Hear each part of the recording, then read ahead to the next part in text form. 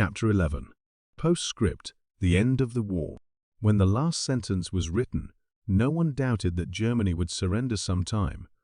The only question was when. Her last frantic drive came to an end with her defeat in the Second Battle of the Marne.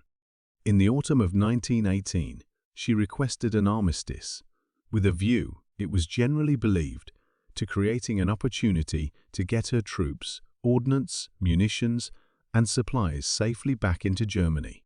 She could then rest and prepare for another drive in the spring of 1919. Nothing but unconditional surrender could be accepted, and the Allied lines pushed on. "Are you going to France?" someone asked an American soldier as he stood waiting on the wharf. "No, ma'am, to Berlin," he replied. People who were following on their maps the course of the war moved every day, the flags of the Allies a little nearer the German boundaries. The German plan had been to make a drive, then rest, and take plenty of time to prepare for another drive. General Foch's plan was to keep up a continuous battle, striking first at one point, then at another, then at two together, no German ever knowing where the next blow would fall. The result was that at the end of his 9 weeks campaign, the line of the Germans on the Western Front was everywhere crumbling, while the Allies' line was as powerful as at first. Guns, supplies, and prisoners were captured in large numbers by the Allies. Japan was winning victories in Siberia, and England in Palestine. On the Italian front, and in the Balkans, the Allies were moving resistlessly forward. Austria begged for peace. Turkey signed an armistice that was really a surrender. Troops of the Allies took possession of the forts on the Bosphorus and the Dardanelles. The Turkish army was demobilized, and a great force of Allied minesweepers set to work to clear the Straits of Mines. It was evident that the end of the war was at hand. Before the middle of October 1918, the Belgian authorities sent word to the Belgian refugees in England to prepare for a return to their own country. People watched eagerly for news of the ending of the war, and in the grey of the morning of November 11th, which it has since been proposed to call Victory Day, the cable under the sea thrilled with the announcement of an armistice between the Allies and Germany. Sleepy travellers were aroused by the tooting of their locomotives, responding to the bells and whistles and shouts in every city and village along their lines. Long before daylight, the streets of cities were full of happy, good-natured crowds. "The boys are coming home," millions of Americans were saying joyfully to themselves. It is no wonder that boys and girls danced and sang, that men tossed up their hats and raided the toy shops for everything that would make a noise, that they rang bells and blew horns, that clouds of confetti swept around the skyscrapers of New York, that processions marched through the streets of every city, and that when evening came, buildings were illuminated, bands played, and the whole country gave itself up to rejoicing. Most interesting of all the celebrations was that of the Sioux Indians of South Dakota. They danced their ancient victory dance and made as many speeches as their white brothers. One chief gravely expressed his joy for the victory over barbarism such as Indians never heard of before. Another said of the Germans, "Let them put away their barbarism, and then we will give their nation its old place by the sacred campfire of the nations." This armistice was the same as a surrender because of the strictness of its terms. They were neither cruel nor unmilitary, but they were severe because the nations could put no trust in the word of their treacherous foe, and to protect themselves they were obliged to leave Germany powerless to renew the warfare. They required that she should withdraw from the lands that she had invaded and make good all damage as far as possible. She must also vacate a long stretch of territory on the western side of the Rhine.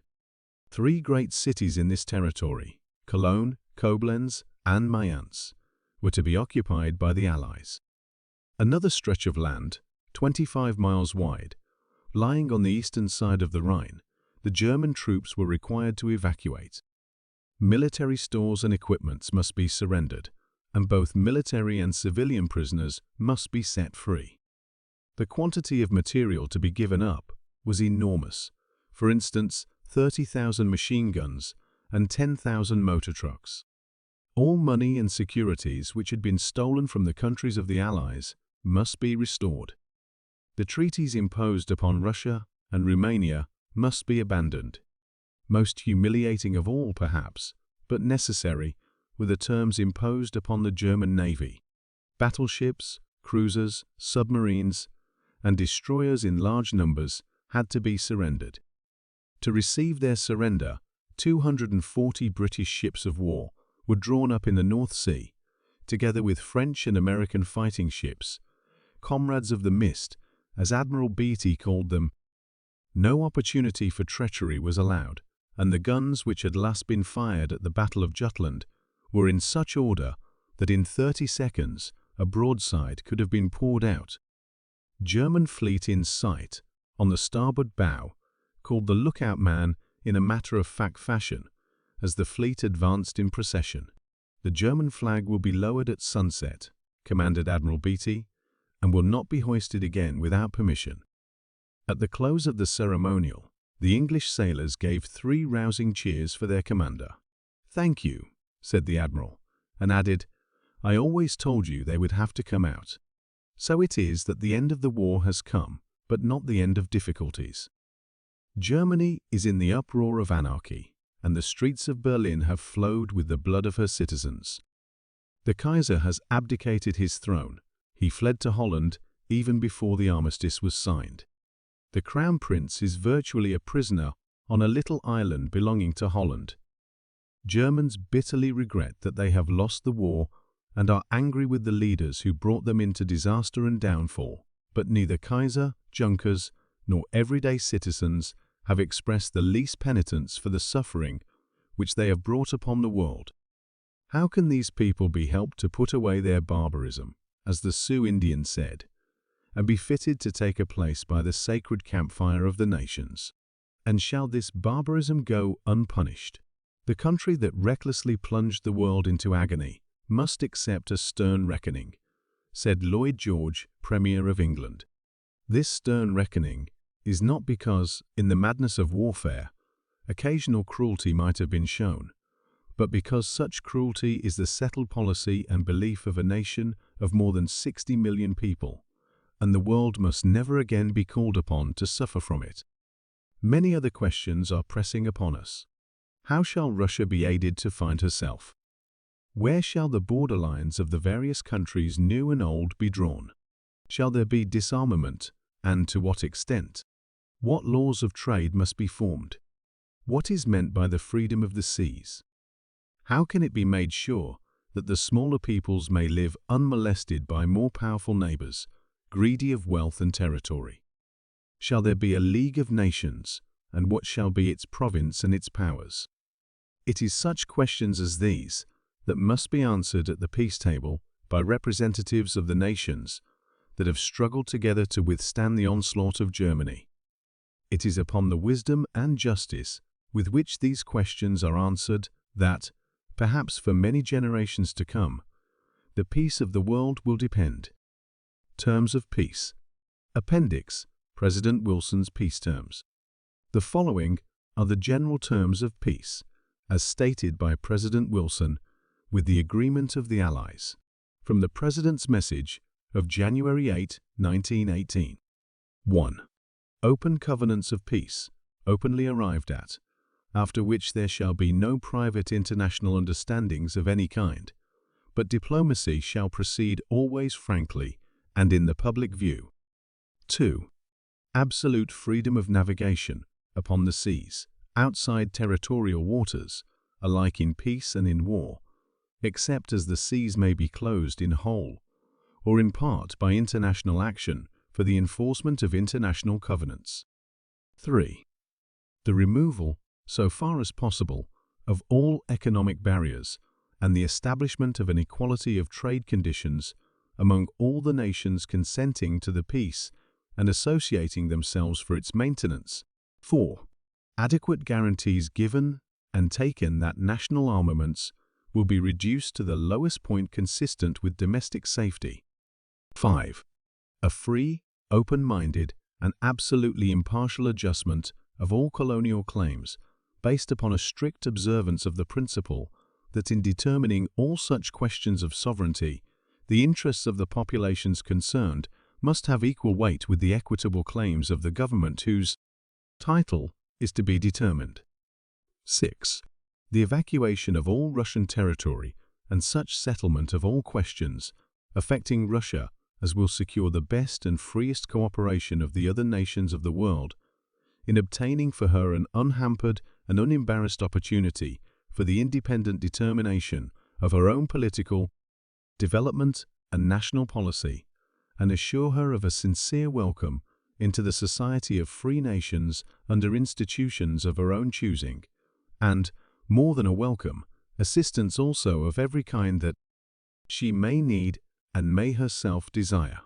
The treatment accorded Russia by her sister nations in the months to come will be the acid test of their goodwill, of their comprehension of her needs, as distinguished from their own interests, and of their intelligent and unselfish sympathy. 7. Belgium, the whole world will agree, must be evacuated and restored, without any attempt to limit the sovereignty which she enjoys in common with the other free nations.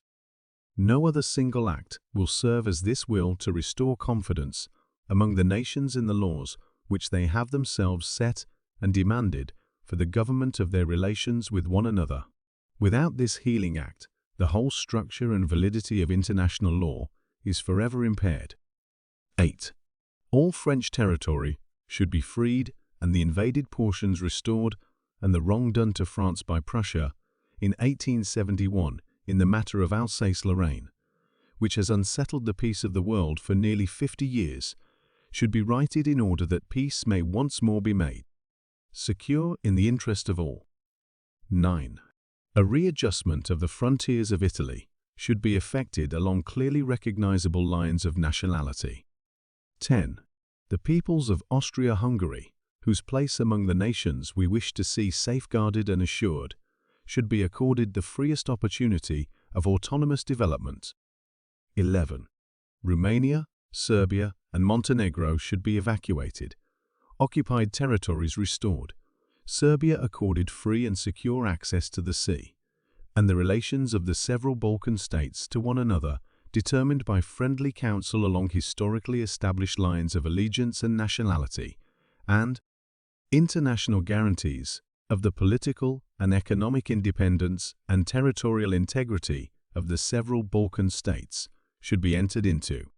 12. The Turkish portions of the present Ottoman Empire should be assured a secure sovereignty, but the other nationalities which are now under Turkish rule should be assured an undoubted security of life and an absolutely unmolested opportunity of autonomous development, and the Dardanelles should be permanently opened as a free passage to the ships and commerce of all nations under international guarantees. 13. An independent Polish state should be erected, which should include territories inhabited by indisputably Polish populations, which should be assured a free and secure access to the sea, and whose political and economic independence should be guaranteed by international covenants. 14. A general association of nations must be formed under specific covenants for the purpose of affording mutual guarantees of political independence and territorial integrity to great and small states alike.